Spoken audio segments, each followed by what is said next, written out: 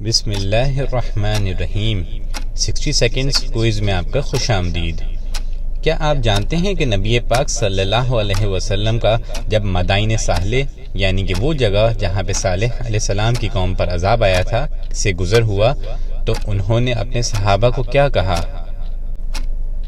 صحابہ اکرام نے وہاں کے برتنوں کو استعمال کر لیا اور ادھر کے کنووں سے پانی نکال لیا۔ جب یہ بات نبی پاک صلی اللہ علیہ وسلم کے علم میں آئی تو انہوں نے کہا کہ جو برتن تم نے اٹھائے ہیں اسے توڑ دو، جو پانی تم نے نکالا ہے اس کو بہا دو، اور جو بھی کھانا تم پکا رہے ہو اس کو انڈیل دو۔